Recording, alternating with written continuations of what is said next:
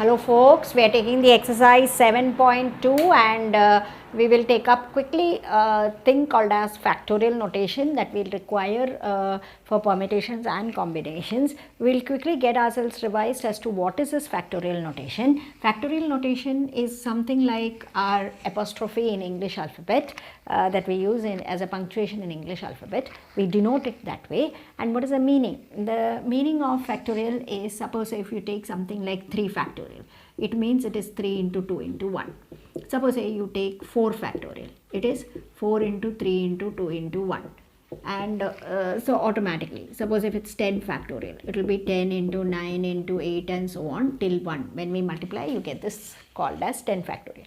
Because such a property happens, there are many properties also that comes along with this, like you would have something called as n factorial is n minus 1 factorial into n. This property is there over here for this factorial, but that probably as time comes I will let you know what is the meaning of this property and we'll use it. For example, suppose if I want 7 factorial, then 7 factorial will be 6 factorial into 7. That way it is of great use to us in solving problems, whatever. If you want even 7 factorial, if you want 4 factorial, then you can write it as 4 factorial into 5 into 6 into 7, like that. You can have an earlier factorial and the remaining numbers just written normally. That's just a small idea about the factorial and its notations. Now we'll just quickly take up the problems and see how we can get the answers of it. You have the exercise 7.2. In this you have the question number 1, subpart 1, which says that evaluate 8 factorial. 8 factorial is being given over here. We know technically how is it. It is 8 into 7 into 6 into 5 into 4 into 3 into 2 into 1. You do whatever multiplication you want. If you want 5 and 2, you can keep away because that is 10. You can just attach the zeros. Remaining you can multiply. So you can have like this. 4 3s are 12. 12 6 are 72. 72 into 7 is 7 2s are 14.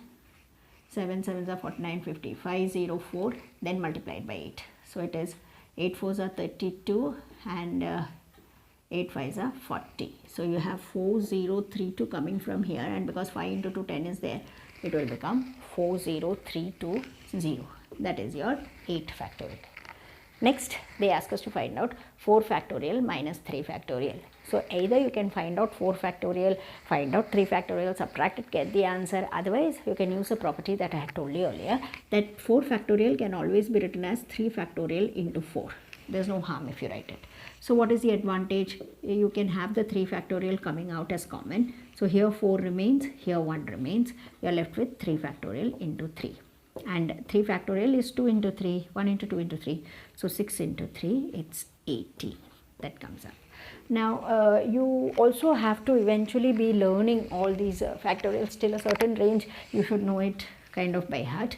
0 factorial is 1, 1 factorial is 1, 2 factorial is 1 into 2, 2, 3 factorial is 3 into 2, 6, 4 factorial is 6 into 4, 24, 5 factorial is 24 into 5, 120, 6 factorial is 120 into 6, 720, at least till here. Then if you want, you can keep learning till 10 factorial. It's good. Your work becomes fast if you know this. That's about this. Next question number 2, they ask us to check is 3 factorial plus 4 factorial equal to 7 factorial. So we'll take LHS, RHS and find out. Consider LHS.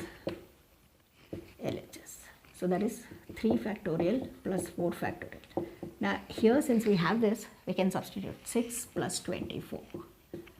It comes to, I hope it's correct, 6 plus 24, yeah. It comes to 30. And what is and? The RHS.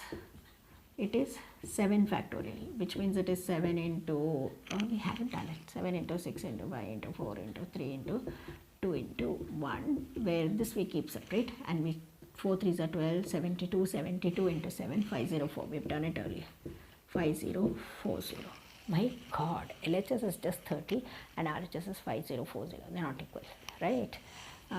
Here, LHS is not equal to RHS.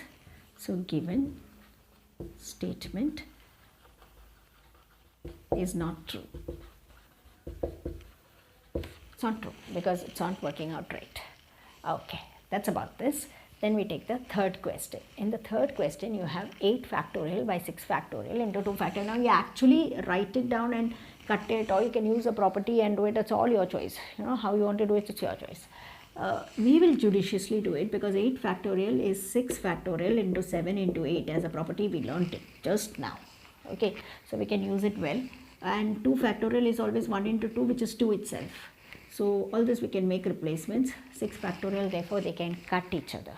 And what are we left with? 7 into 8, and this 2 can cut with 8, it will become 4.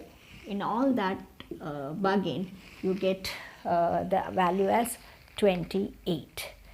That's it. The value is 28. Okay, that's all in this part. Then we've got 2 or 3 more problems that we'll be taking up in the next part. Thank you.